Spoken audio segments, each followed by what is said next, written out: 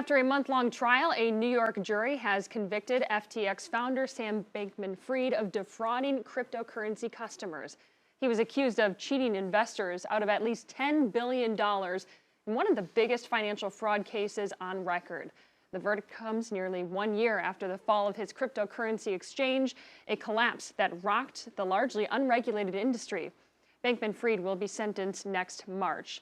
Let's bring in Chief Legal Analyst Khalif Rhodes to break some of this down. Khalif, this is one of the highest profile financial crimes cases that we've seen probably since Bernie Madoff. But let's talk a little bit about what happened inside the courtroom. Prosecutors, their key witnesses were some of the people who were in Bankman-Fried's inner circle. Yeah, and that's what he didn't anticipate that. He thought the rules didn't apply to him. A lot of the things that he did throughout his whole time there was a way to just say, look, none of this stuff means anything to me. And so his top three lieutenants are the main folks that went against him. His defense team said, listen, they're getting sweetheart deals. That's the only reason they're saying this. My client did nothing wrong. But all the evidence points to him doing something truly wrong. Once his company was going down, he was going on all the talk shows all across the country talking about how secure his money was, even though he was taking customers' money and putting it in his own private funds. And so what the prosecutors did there was paint a picture of deception, of lies, and like you said, they used his own people to show the intricate behind-the-scenes details of exactly what they were doing. And I think, Khalif, to paint the picture specifically of this case, I mean, this was money that was being used in ways,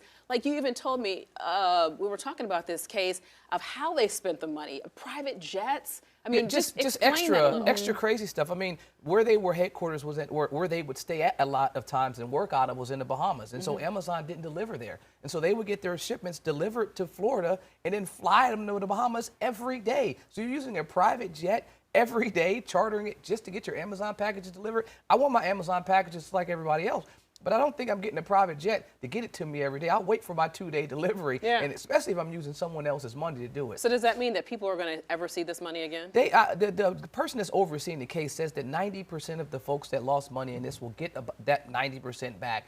They have a couple cutbacks and clawbacks, meaning if you withdrew a certain amount, I think the threshold is $250,000. You'll have to pay a certain amount back before you can get access to your funds. But they estimate that 90% of it will come back. It's interesting the way that he kind of put everything on display. I'm going to spend all this money. I'm going to go on the talk shows.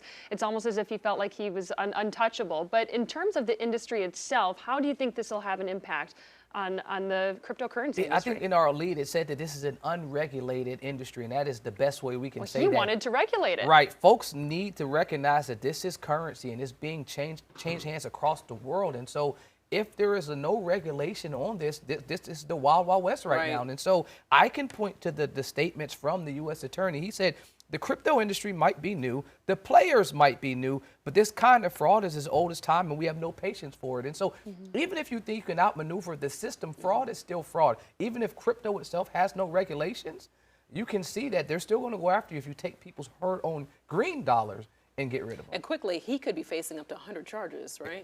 In 100 years? a lifetime, 100 plus, years. 100 and so he'll never see the outside again, for sure. All right, Khalif, thanks for breaking all that down.